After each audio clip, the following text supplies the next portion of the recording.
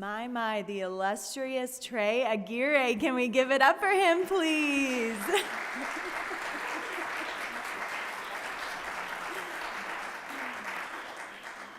Good morning, and welcome to the Greenville Unitarian Universalist Fellowship. My name is Kat Stellern, and I am so privileged to serve the congregation as the president-elect. Whether you've been with us on Sundays for a long time or are visiting us for the first time today, we welcome you to our service. This congregation is a theologically diverse religious community with participation open to all who agree to live into our principle, mission, and values. We are a welcoming congregation to all people of all sexual orientations and gender identities, all races, ethnicities, and abilities, and we unconditionally welcome you as your full, authentic self to our community of caring and commitment to grow as spiritual and moral beings. Our congregational mission is to strengthen our connections to one another and our planet by enlivening minds and spirits, building community through liberating love, and advocating fiercely for justice.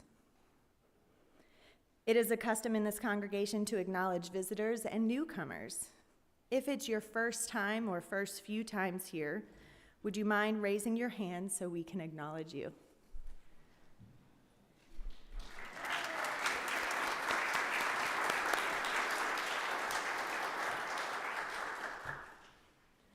Welcome, and thank you for joining us this morning. All are invited to join us for coffee hour after the service. New and newer folks are invited to grab a green mug located just inside the door to the fellowship hall so we can easily spot you and speak to you during our coffee hour. You are also welcome to fill out one of the green cards that can be found in the backs of the pews so we can keep in touch with you. Simply drop the card in the offering basket or in the box at the welcome table in the foyer. Please know that whatever your religious history, whatever your personal theology, all people of goodwill are welcome here. Your presence makes us better. Your presence makes us whole. Our service will now begin.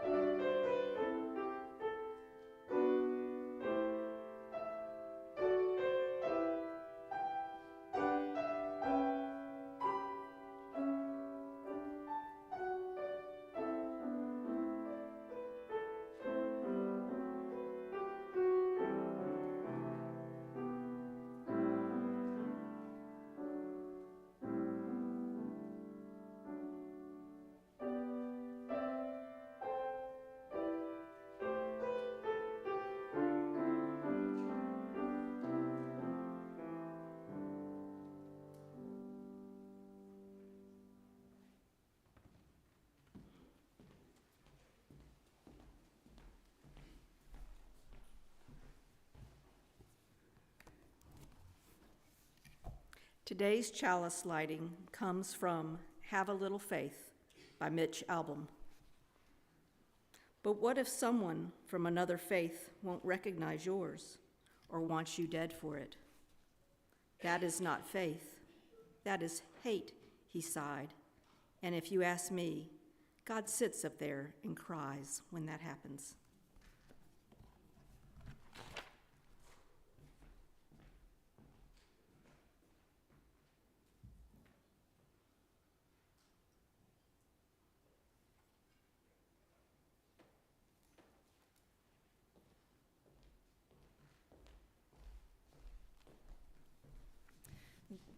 Good morning, Goof. I'm the Chris Hockman, the minister of this congregation, and I would like to welcome everyone, especially our newcomers here today. And I'd also like to give a shout out to the people watching online because I don't give you shout outs very often, and that must change. Our call to worship this morning is from the Reverend Dr. David Breeden. It's called An Invocation to Liberating Love. Buildings speak, not in voices of stone, but in the hum of conversation, of flesh and bone gathering, nearly mystical at times. Almost we sense mental chains shattering. Almost we hear birds wrenching free from their cages, and the walls, long hidden in the corners of our minds, walls so defining hold us fast until together our voices rise, trust blooming until there is a sky, blue unending. Judgments wither like cut flowers then, and love is the ground on which we dance, singing of liberation. Please rise and body our spirit. The hymn this morning, Circle of Love, is not in the hymnal, but the words will be on the screen, and the tune is pretty easy to catch on to.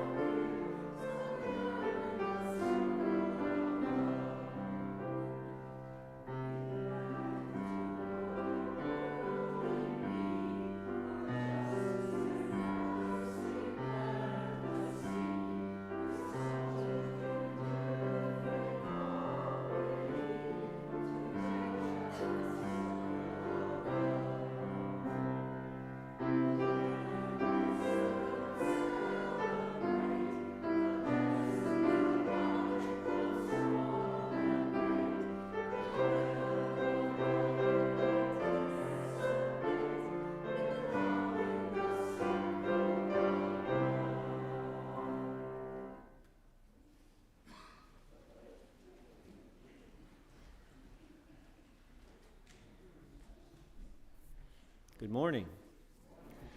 I'm David Funderburk. I'm the Director of Religious Education here at GOOF. And before our story today, I want to let any K through third grade children who are going to come to spirit play classes this morning, it'll all be one class. So parents, you can pick them up at the last classroom at the end of the hallway. And please make sure that your kids, if they go to class, have a name tag on and you have the corresponding wristband, which you can get at the table right outside. So I'd like to welcome any children or youth or anyone of any age who'd like to come up closer to hear our story to come sit in the front pews or on the floor at the base of the steps.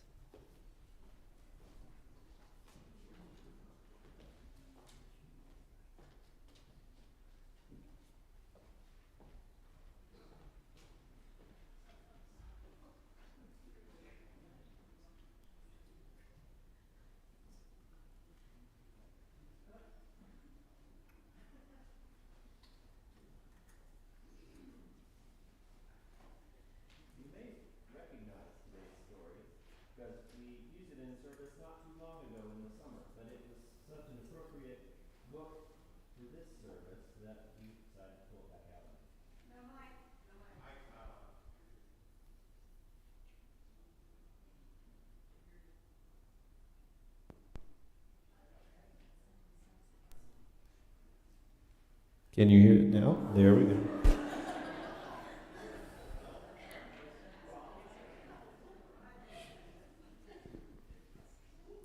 So this story is called The Circles All Around Us.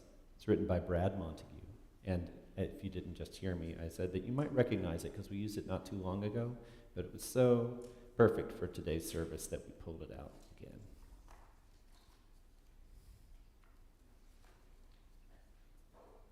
We begin by drawing a circle on the ground along each shoe.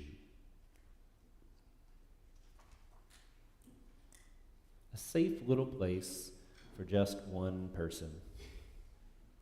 Nobody in this circle but you. You could keep that circle closed to everyone but yourself. But that would be like a library with just one book on the shelf. So let's draw a bigger circle for you and your family to share. Now you see what all can happen in a circle full of care.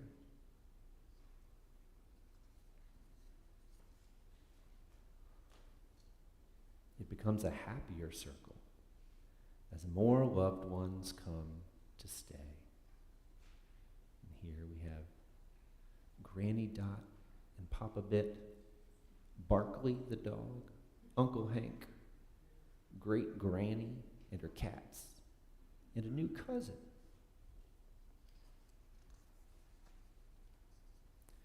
And wouldn't it be even better if all your friends could come and play?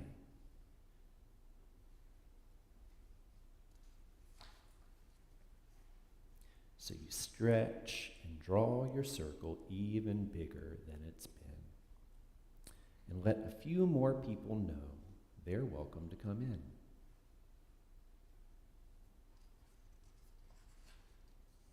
In the circles all around us, everywhere that we all go, there's a difference we can make and a love we can all show.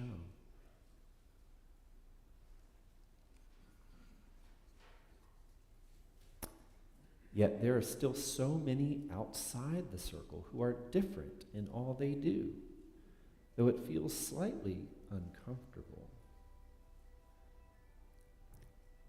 You see, it says hello. Notice all these other voices are just different ways to say hello in different languages. Bonjour, ciao, aloha, salut, hello, hola, and a lot of other ones that I'm not sure how to pronounce. But maybe if I draw my circle a little wider, I'll learn how to pronounce those someday. We draw a bigger circle for them too. It doesn't mean the circle is easy. It can get harder the more we share. I only like singing. I only like sports. I only wear dresses. I like old comfy shorts. I'm team cake. I'm team pie. I'm really outgoing. I'm quiet and shy.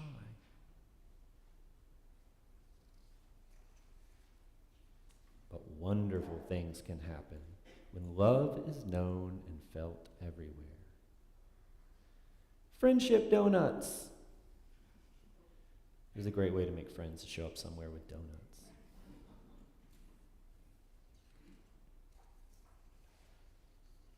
As time passes, our eyes open. We see others we really care for. And that's when we ask ourselves, well, what's this circle really there for? So let us create bigger circles all around us for the rest of our days. Let our caring ripple out in a million little ways. In the circles all around us, everywhere that we all go, there's a difference we can make and a love we can all show.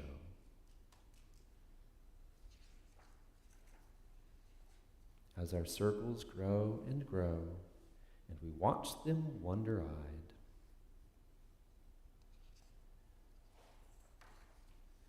remember, the first circle started with just the love you hold inside.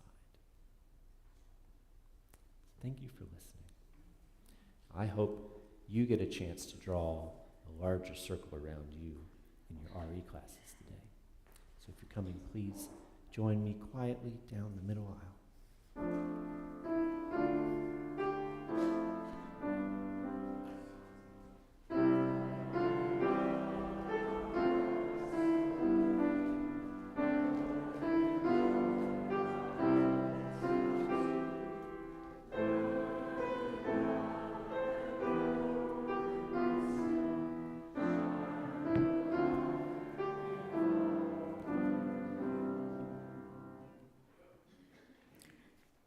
Today's offering.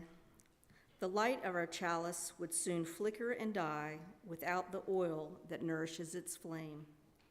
And just as this flame cannot burn without oil, this religious community cannot survive or thrive without the financial, as well as personal, support of its members and friends.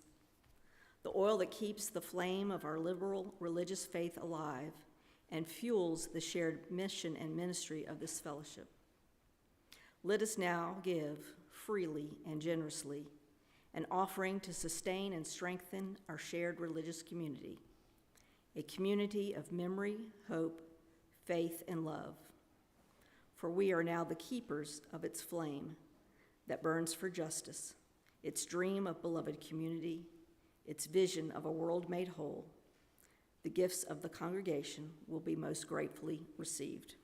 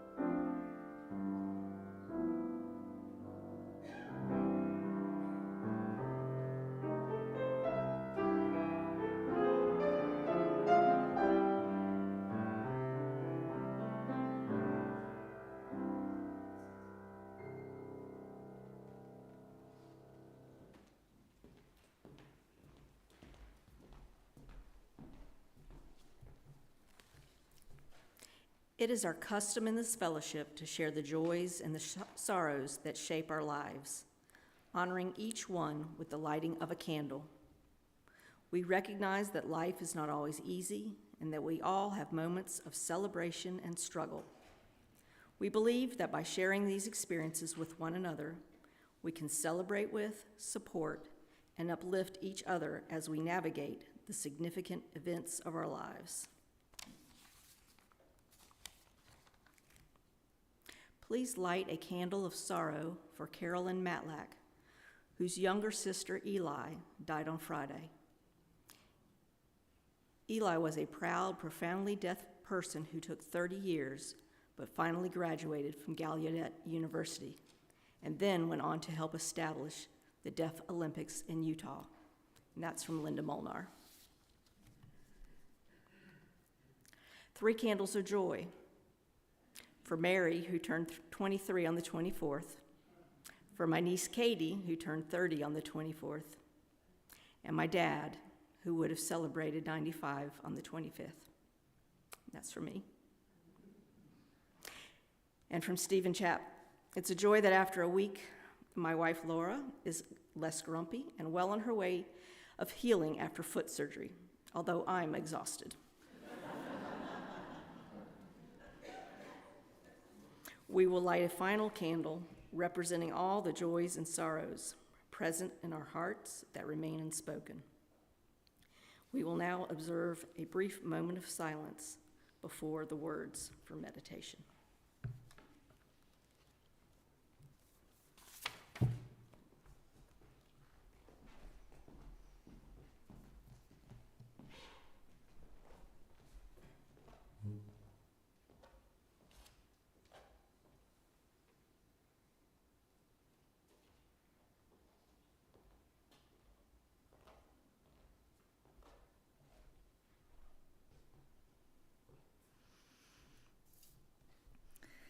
Spirit of life and love, light within and without.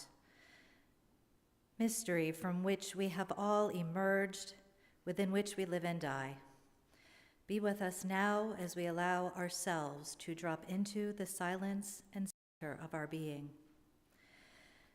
As people of faith, we seek to live in a spirit of love, a spirit of community, justice, and peace. And yet, in so many corners of the world, both far and near, we see divisiveness and hate. If we look deep within ourselves, perhaps we will even find those shadow energies there too.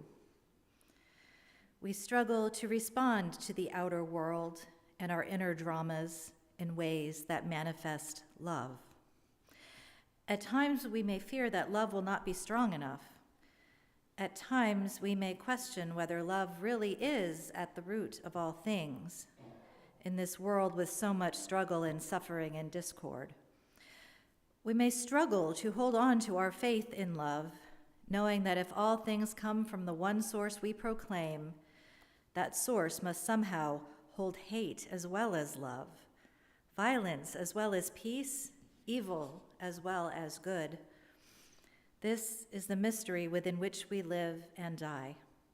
These are the questions that haunt our days and nights. And yet we are not without hope. Our struggles and our questions testify to our longing for peace, for love. Our very longings are born out of that mystery we dare to address as spirit of life and love. In the stillness and silence of our own heart, we read the imprint of love created not by our own will, but planted there for us to discover. By what or whom we cannot know, and yet it is there. A clue, a talisman, a beacon, a light within. May it keep hope alive even as we dwell in mystery. May it guide us all as we seek to act wisely and well. May it help us to be vessels of compassion for one another and for our world. Amen. From the Reverend Laura Horton Ludwig.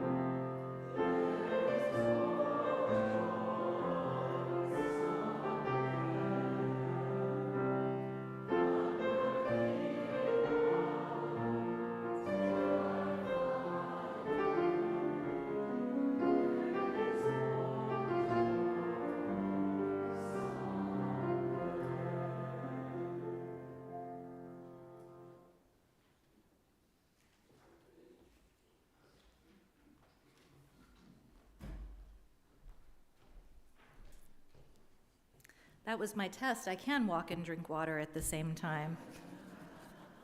Didn't realize till I started that things could go terribly wrong. So this is the last Sunday of January. So it's the last Sunday of our January monthly theme, which is called Liberating Love. So I thought we might focus more on the liberating part of liberating love, and that we could focus on what we might call a theology of liberation for Unitarian Universalists. And if you're wondering what that is, I'll get you there. So we often refer to Unitarian Universalism as a living tradition because of this thing we use called the liberal method that allows us to learn and grow and change with the times. And because of this growing and changing process, we are also open to self-critique, or at least there is no mechanism in place to stop self-critique. Now, I remember how shocked I was when I went to a UU service that was pretty much about everything that is wrong with Unitarian Universalism and how it's practiced. How many religions do that, right? But I think naming our issues and getting them out there on the table is really healthy, right? It's a good first step toward doing anything about them and improving situations. So the main source I'll be speaking from today is something that resulted from a big upheaval that happened in 2017, mostly at our national association, the UUA, and it was related to unfair hiring practices at the association. And this led to the open public expression of many UUs of color, including staffers, ministers, and others at all levels of our association, as well in our congregations, speaking out about the marginalization, exclusion, and mistreatment they experienced in their UU settings. The floodgates of hurt and anger and betrayal had opened. Now, several things happened in response to this very justified call for change, and these things are still ongoing. This is not a fait accompli. one of the UUA board's responses was to form what they called a Commission on Institutional Change. And this commission, this gathering of people throughout the world of Unitarian Universalism, it was charged to audit the power structures and analyze systemic racism and white supremacy culture within the UUA and its congregations. That charge resulted in a book-sized report called Widening the Circle of Concern. And it was published back in June 2020, almost 4 years ago, but I find everything, just about everything in that publication is still relevant today.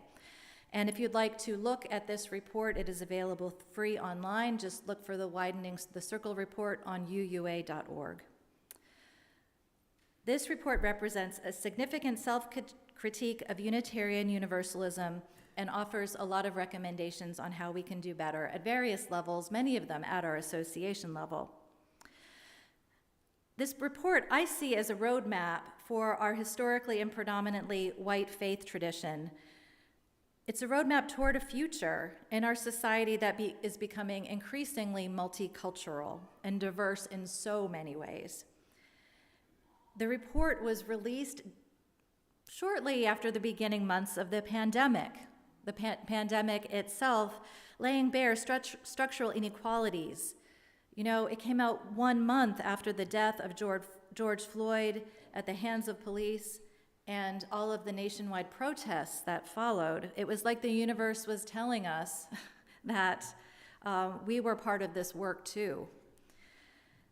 Now, the theology section or chapter of the report is very intentionally near the beginning, as our theology provides the grounding and the foundation of all we do as Unitarian Universalists.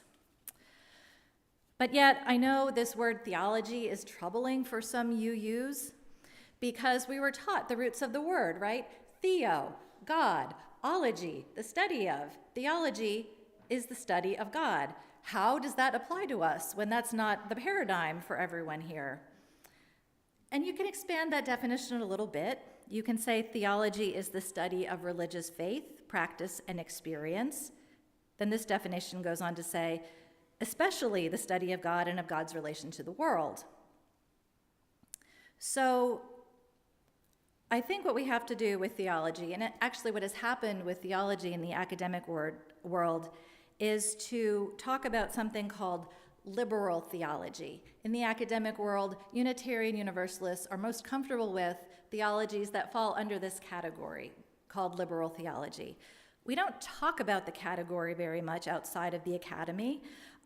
If you look up liberal theology online, 9 out of 10 articles will be about why liberal theology is wrong. And that's just the nature of our religious perspective. It is definitely a minority point of view, especially online.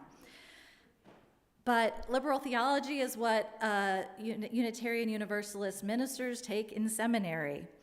And I'm going to give you 2 definitions of liberal theology, because I think they both give really interesting perspectives on what this is. This one's longer. Liberal theology generally is a constructive, normative, critical, practical, comparative inquiry into religious discourses and practices. Given its scope, it is necessarily interdisciplinary, drawing from historical knowledge, philosophical traditions, sacred texts, religions, literature and the arts, and the sciences, end quote. So, according to this, liberal theology sounds quite UU, but it also sounds like liberal arts college, right? With all sorts of exciting electives to take and all sorts of exciting subjects. And I doubt you can find anything really offensive in this definition. Now, here's a simpler definition from Gary Dorian, who is the historian who really wrote the book on the history of liberal theology in America. He says, liberal theology is defined by its openness to the verdicts of modern intellectual inquiry, especially the natural and social sciences, its commitment to the authority of individual reason and experience, and its commitment to make, he's saying here, Christianity credible and socially relevant to modern people, but a commitment to make religion credible and socially relevant to modern people. That one sounds pretty good too, doesn't it? You can buy into that one? Okay, so you can't tell me we don't do theology here. But if you still just, that word is cringy for you, even after all these definitions, what you can do is replace it with the word philosophy in your head, and you will just be like right up there in the same ballpark. I swear. So in Unitarian Universalism, we talk about how we all have different theologies and we come together on our shared values. But that is not the whole story, really. We can still have common theological beliefs. There is room for that, just as we have common values, particularly those theologies that call us to act upon our values. And having some theological beliefs in common is not the equivalent of a creed. Fear not the creeping creedalism in Unitarian Universalism. It is not a thing. No one is interested in doing that. I think the real interest here is in having us become a religion that lives up to our espoused values. And it's our theology that can help us do that. Now, this report, in its theology section, talks about a number of things that are holding us back, that have held our theological being, our theological thinking and feeling back. We UUs have long been experiencing tension between two commitments we have. Our commitment to the freedom of belief versus our commitment or our orientation toward inclusion and interdependence and justice. So individual belief on this side, inclusion, interdependence, and justice on this side. And we are very lucky to have freedom of belief. It was a big part of in the founding of our country. It's what our religious ancestors fought for and sometimes died for. And this freedom has allowed us to bring in such rich diversity of thought. We're privileged to have the right to a free and responsible search for truth and meaning. We're allowed to experiment and to explore and create and be innovative in our spiritual and religious lives, and that is all really good stuff. But here's the problem. We UUs, in general, over time, in many, not necessarily all places, got a little carried away with that personal freedom thing, leading to this overemphasis on the individual as the primary center of our experience. One minister has dubbed it the I church. The centering of the individual overshadowed our need to build and explore theology together. Simply put, the supremacy of the individual does not encourage us to play well with others, or learn from others, or journey together as a cohesive community. We tend to joke that getting UUs to move together in one direction is like herding cats, right? We've all heard that. But, I'm not really sure that joke should be funny anymore. It's okay to be an individual, but not at the expense of cooperating with others and fostering healthy relationships. Maybe we should be less proud of our cat nature and kind of lean into our herd animal nature. I don't want to say sheep because that brings up all other connotations, but so I'll say herd animal nature. Yet, I'm really heartened by our community here at Goof. Y'all are ahead of a lot of other congregations when it comes to understanding and valuing the importance of community. In fact, what's really cool is that this congregation's top 3 values, which you all voted on when you were here, if you were here last year, the top 3 values are all relational in character. Love, interdependence, how more relational can you get than that? And community, right? So that tells me, among a lot of other things I've observed, that there is a strong sense of the precious and important whole here, right? Beyond any one individual, there's a sense of the whole. And it really does seem to have been absorbed in the culture. And that's a really good thing because that's exactly what congregations need to survive and thrive into the future. But despite the general awesomeness of this congregation, I'm going to continue to tell you about some UU pitfalls because there is still so much work to be done. Often Unitarian Universalists have skirted around the whole theology thing and made one or two substitutions. One thing they've substituted for theology is social justice work. Now, there's nothing wrong with social justice work. That's great, that's important. But without a grounding, an intentionality, and a depth of a shared theology, justice work is often ineffective. And this is why, and maybe you wouldn't have experienced this here in this congregation, but maybe some other congregation you've been involved in and heard about. Without theological grounding, social justice leaders burn out. They turn into the bossy, angry, embittered, miserable person they have become, I should say. And then they wonder why no one wants to do social justice work with them. Okay? This happens, I know. Other congregations, instead of having a shared theology and a strong sense of a communal search for truth and meaning, they focus on intellect, debate, and social ties. Again, these are not terrible things. There's nothing wrong with them inherently. But what is being sacrificed then? The love, the deep connection, the deep support, and the urgency to stop talking and actually go out and make a difference in the world. There's yet another situation that distracts UUs from going deep into theology, and it's the fact that we are a refuge for the religiously wounded. And some folks have never recovered from these wounds from their religious past. And sometimes these folks take their anger out on their current congregation. And although I have lots of compassion for and I'm willing to help the religiously wounded in any way I can, when it comes to expressed misdirected anger towards our own faith or ill reactions against anything that may smack of churchiness, that really isn't serving anyone well. But some of this response has made us shy away from talking about theology for fear that it will actually, theology has become trigger words for some. So all of these issues are barriers to living and practicing a UU theology that is relevant in today's world. But I'm going to tell you about yet another quirk in our history that had both good and bad implications for the nature of our UU faith today. It was something called the fellowship movement. Has anyone heard of that? Does the word fellowship sound familiar? It's in our name. First little breadcrumb there.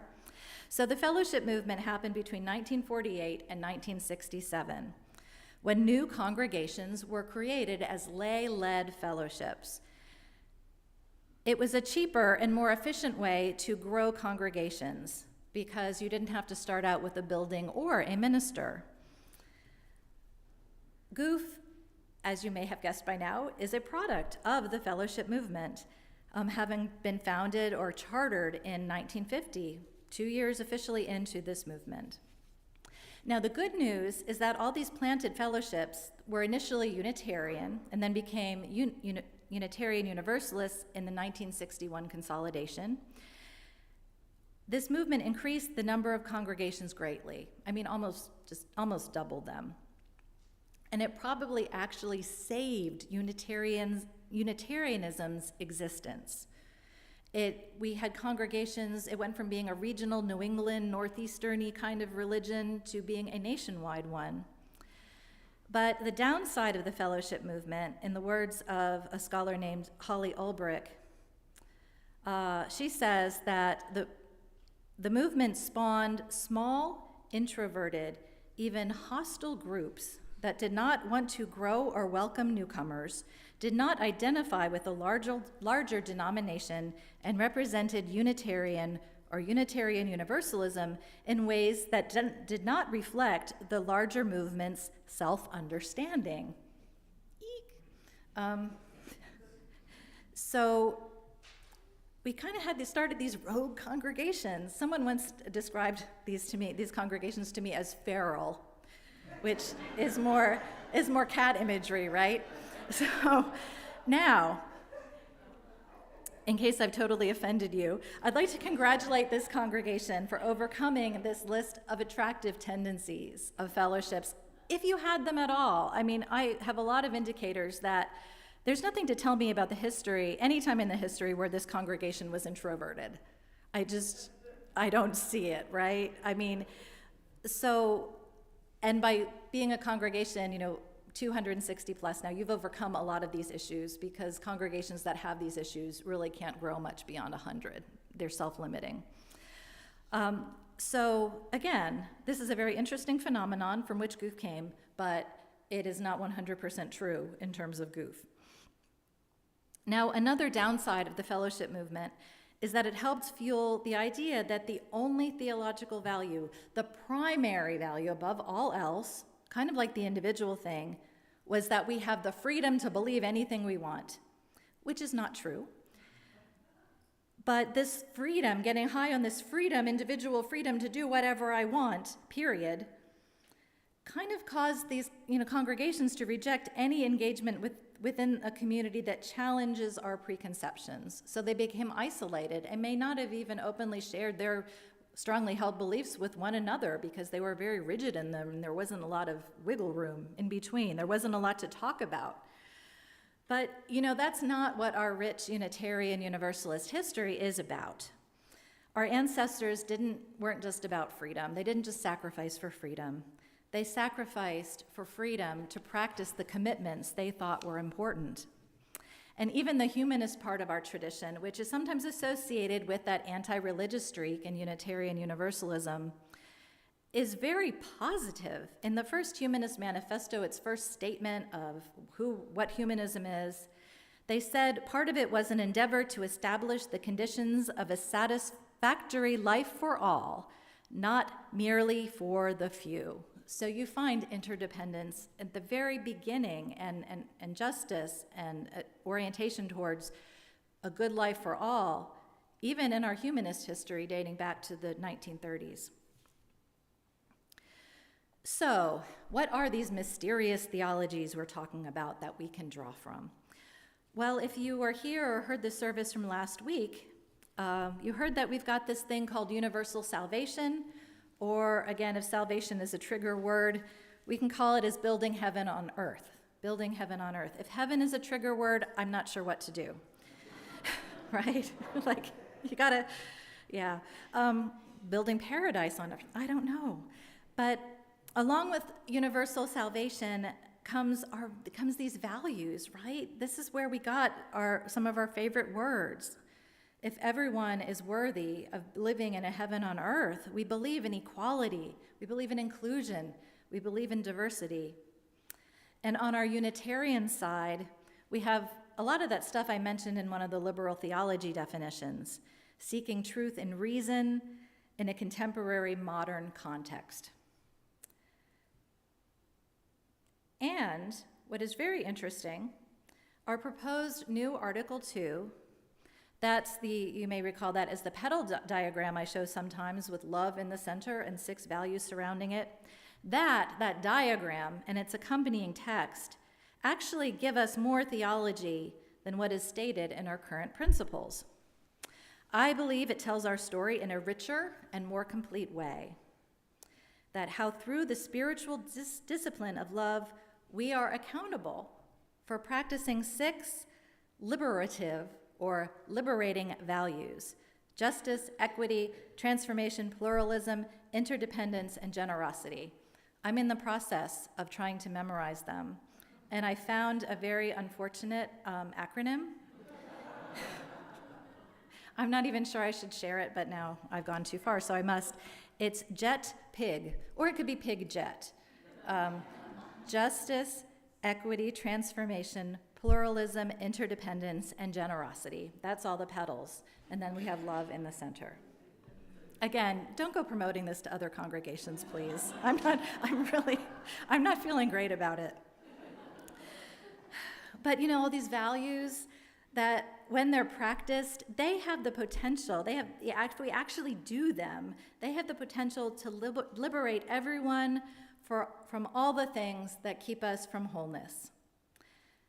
And the proposed Article 2 includes an explicit charge to replace the barriers that divide and oppress our human family with ever-widening circles of solidarity and mutual respect. So it turns out the word religion comes from the same base word as ligament.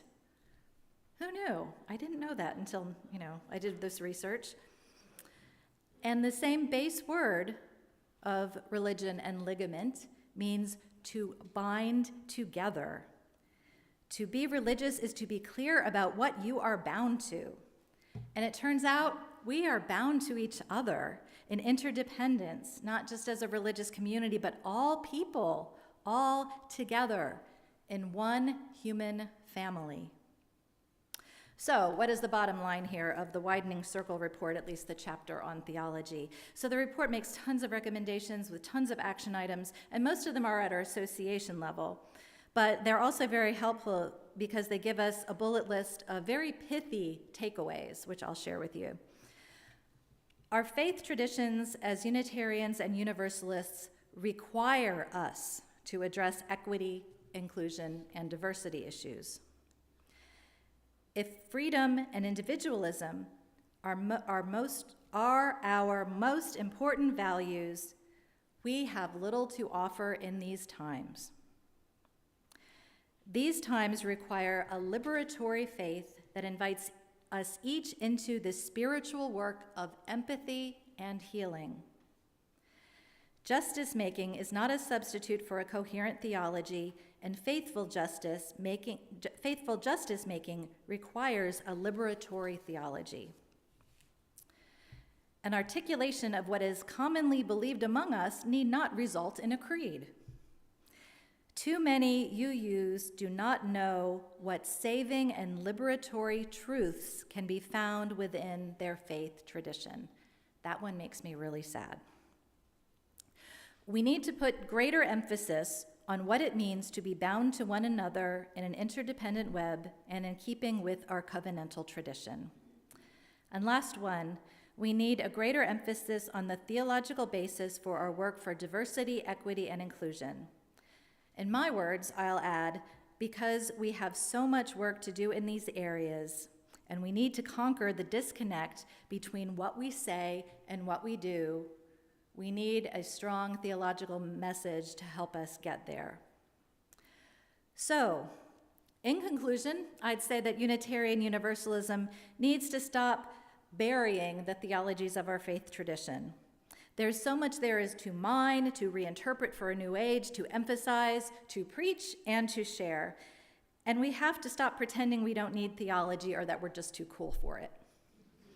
The good news is that since this report was released, we have the new proposed Article 2, which is a refreshed contemporary statement of who we are as a people of faith. Thus, the update and revitalization of our UU theology has begun. Now we not only have values that are nouns, we have verbs to go with them. The affirming and promoting verbs of our original principles, I don't think those verbs are adequate any longer.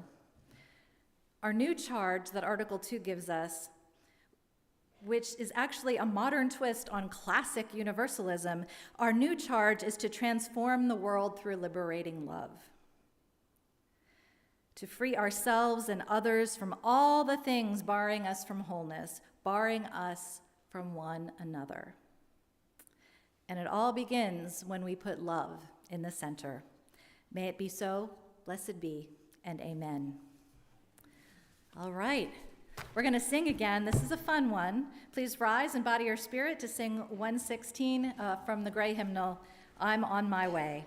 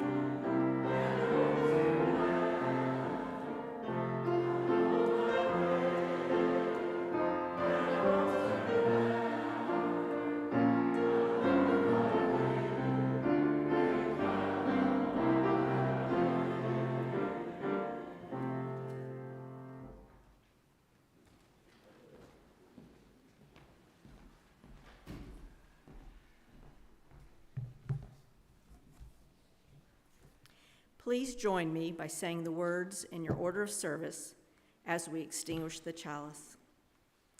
We extinguish this flame, but not the light of truth, the warmth of community, or the fire of commitment. These we carry in our hearts until we are together again.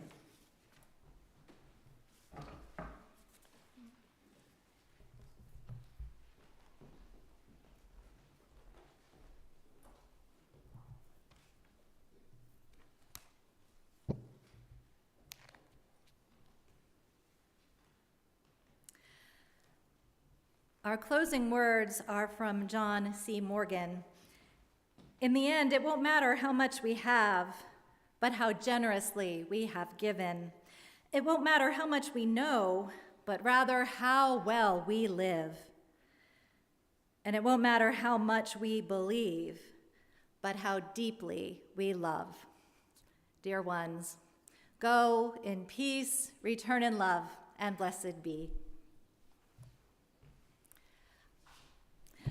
And I would like to thank Beth and Trey for filling in for Dionisio as he's away today. I think it's his birthday weekend, so, you might want to reach out about that. Anyway, blessed be.